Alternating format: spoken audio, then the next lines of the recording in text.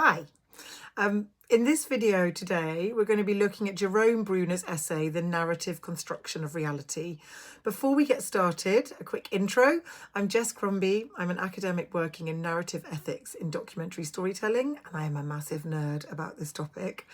So this text, which was written in 1991, is an interesting one because it's been one of the most helpful in my work with social justice and humanitarian organisations to help them understand that the stories they release in the world are not just communicating the problems that they're working to solve, or the impact, or any other tangible fact-based information.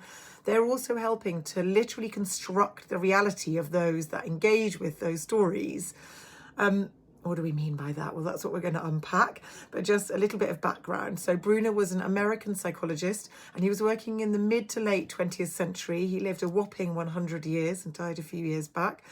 But he was also one of the most prominent constructivist theories. He believed that people don't just passively receive and absorb information, but instead they construct their understanding of the world and their knowledge through discovery. That might seem blindingly obvious, but actually packing it all into a theory in the way that he did was really influential to people who then went on and developed it, like Stuart Hall, whose work on representation theory was based a lot in Bruner's findings.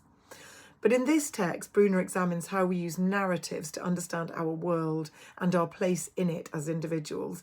And he argued the core part of this text is that we organise all of our experiences into narratives that help us understand what we've experienced and also what we think about the world, and that without those stories, we really have no way of making sense of it all.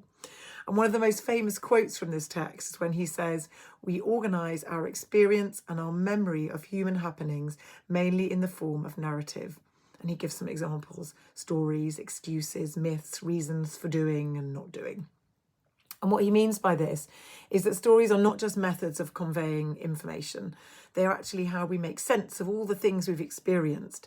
And that's from the really big and foundational, like whether our parents or carers were kind to us and helped us feel good about ourselves, to the environmental, the places that we live or have lived throughout our lives, to the small and interactional, how the person who served us coffee or regularly serves us coffee enacts with us.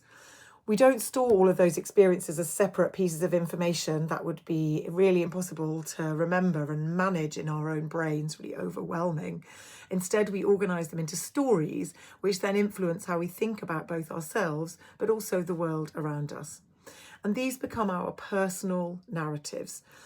So they're intensely private, but they are also very powerful and influence how we interact with the world around us, of course, and with other people. Bruner also says that narrative is a conventional form and that it's transmitted culturally and constrained by each individual's level of mastery. And by this, he doesn't mean our skills as storytellers. He means that whether or not we understand the narratives of others is based on how much personal experience we have of the stories that those people are sharing. And it's why it's often more relaxing to be around people with similar lived experiences to our own, because there's a level of often described common language, or in this sense, common narrative, that we share. The final point I want to explain is one that is really important for those of us that tell the stories or amplify the stories of real people and real events in the world. So Bruner made the point that narrative truth is judged by, as he described, its verisimilitude rather than its verifiability. And what he means by this is that whether or not we believe stories is based on whether they appear to be true rather than whether they actually are true. So he was writing this in 1991, before the internet was widely used or much known about, and definitely way before social media exists. But I think we can see that this theory has certainly played out as accurate if we think about the stories that we tell today and the prevalence of misinformation and disinformation.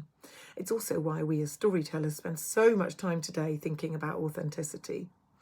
So to sum up, this text argues that storytelling is about much more than just sharing information. External stories and how we turn them into our internal narratives actually construct our personal worlds as we move through and experience our lives, and are therefore hugely influential in guiding our actions.